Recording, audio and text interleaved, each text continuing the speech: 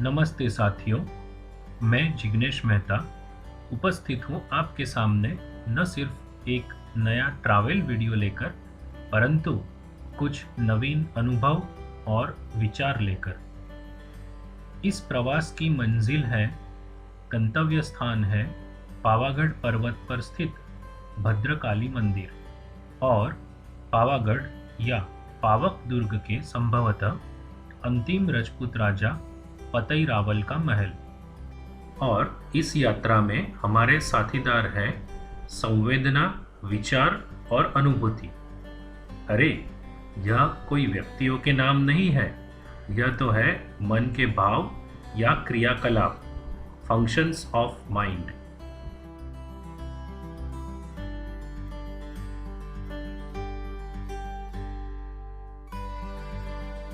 तो साथियों, अब मैं आपके साथ मेरा पहला अनुभव साझा करता हूँ। इस दिन रक्षाबंधन का त्योहार था और कई जगह पर मैंने बड़े बड़े जन समूह को सार्वजनिक वाहनों की प्रतीक्षा करते हुए देखा। तब मैंने सोचा कि क्यों न मैं एक मानव सहज सज्जनता दिखाकर किसी को लिफ्ट दूं और किसी के चेहरे पर एक छोटी सी स्मित का कारण बनूं।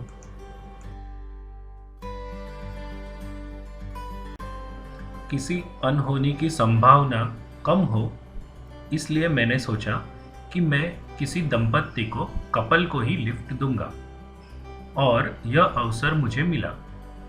रास्ते से लगे हुए एक गांव से दूसरे गांव जाने वाले एक दंपत्ति को, जो कि एक छोटे बच्चे के साथ थे, मैंने लिफ्ट दी। यह गांव 20-25 किलोमीटर के फासले पर थे। जब उनका गंतव्य स्थान आया और उनको मैंने उतारा तो पुरुष सदस्य ने मुझे 10 रुपये ऑफर किए। मैंने उन्हें यह कहकर टाल दिया कि किसी और दिन लूँगा।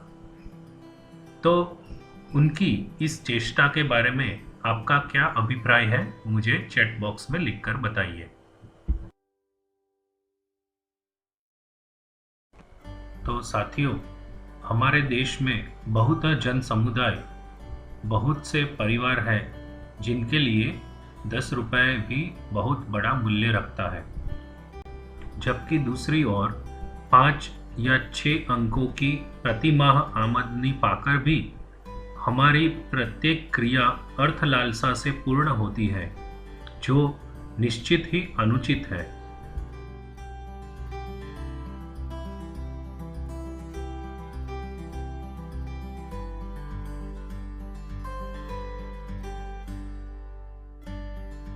मेरे सहप्रवासी विचार, अनुभूति और संवेदना से बात करते करते मैं पावागढ़ पर्वत की तलेटी में पहुंचा। सप्ताहांत वीकेंड होने की वजह से पावागढ़ तलेटी से मात्र एसटी बस के द्वारा ही माची बस स्टॉप तक पहुंचना शक्य था। एसटी बस से पावागढ़ पर्वत का दृश्य, घाटी और पर्वत का दृश्य देखकर, गुजराती में बोलते हैं वैसा लगा कि कुदरत सोड़े कड़ाए खिली छे। भारतीय साहित्य के अनुसार चंद्र की 16 कलाएं होती है: अमृता, पुष्टि, तुष्टि, कांति, श्री, प्रीति, पूर्णा वगैरह। सही में हमारे पूर्वजों ने सृष्टि का कितना सूक्ष्म निरीक्षण किया है और उसकी ओर देखने का एक विशेष दृष्टिकोण भी विकसित किया है। माची के बस स्टॉप पर उतरकर उड़न खटोला रोपवे के प्रवेश द्वार जाइए। इसके बाईं तरफ आपको भद्रकाली मंदिर के लिए साइन बोर्ड दिखेगा। यह पदमार्ग भद्रकाली मंदिर ले जाता है। भद्र यानी शुभ, मंगल, धन्य, समृद्ध, संपन्न। इन सब गुणों की रक्षा के लिए मां स्वरूप शक्ति क्रोध से भरा भयंकर रूप धारण करती है। भारत में केरल, कर्नाटक, गुजरात में अहमदाबाद, हिमाचल प्रदेश और नेपाल में भी भद्रकाली माता के मंदिर है। यह तथ्य भारत की सांस्कृतिक एकता भी सिद्ध करता है।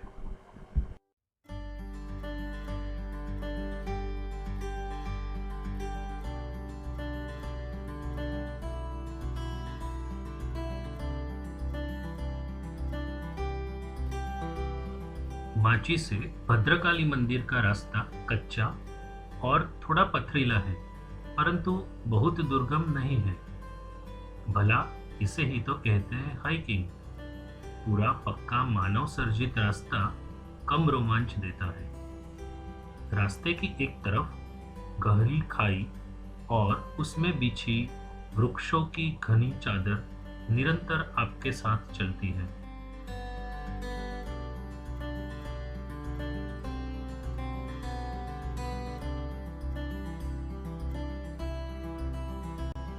इस पदयात्रा का एक अच्छा पहलू यह है कि भद्रकाली मंदिर के अंतिम पड़ाव के दर्शन मार्ग पर चलते चलते होते रहते हैं, जो आपको चलते रहने के लिए उत्साहित करता है।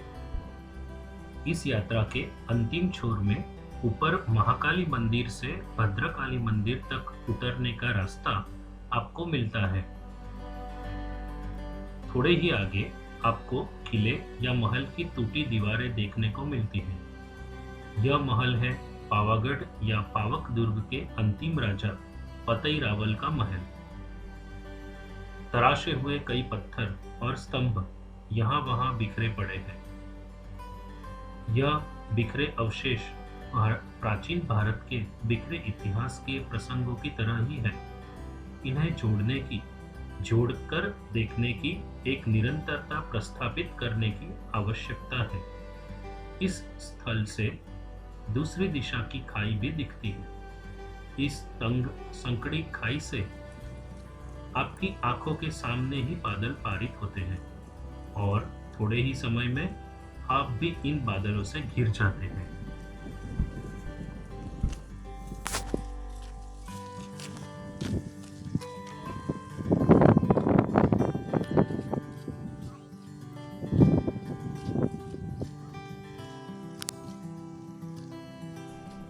इस स्थल से मुख्य मार्ग के बदले कुछ टीलों पर से भी आप मंदिर तक पहुंच सकते हैं। यह रास्ता वैसे तो कठिन नहीं है, पर जब यह प्रयत्न मैंने किया तो एक अजीब सी बाधा आई। मैं जब एक टीले पर पहुंचा तो अचानक बादलों ने इस स्थल को घेर लिया और रास्ता दिखना बंद हो गया। मंदिर की घंटी की ध्वनि सुनाई दे रही थी, जिसकी दिशा में मैं थोड़ा आगे बढ़ा। ध्वनि के संकेत से दिशा समझकर चलने का कदाचित मेरा यह पहला अनुभव था।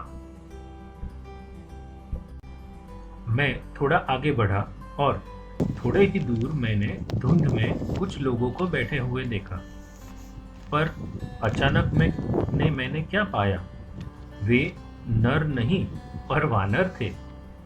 तुरंत मैं रुक गया और वापस चला मुख्य रास्ते की ओर। मुख्य रास्ते से मैं मंदिर पहुंचा, दर्शन किए और मंदिर के पीछे की तरफ पहुंचा। वहां से मैं क्या दृश्य देखता हूं? वही वानर सेना बैठी हुई थी। मतलब मैं मंदिर से कुछ 100-200 मीटर के अंतर पर ही था जब टीले पर से वापस गया था, पर धुंध इतनी थी कि मुझे मंदिर दिखाई नहीं दिया। तो मित्रों, कभी-कभी मुख्य रास्ता न लेकर थोड़ा भटकना भी अविस्मरणीय अनुभव देता है। इस विचार और अनुभव यात्रा में साथ बने रहने के लिए धन्यवाद। अगर आपको ये वीडियो पसंद आया है तो लाइक कीजिए और मित्रगण के साथ शेयर कीजिए। भिन्न भिन्न और विशेष स्थलों के अन्वेषण का मेरा उत्साह बनाए रखने के लिए चैनल को सब्सक्राइब करें।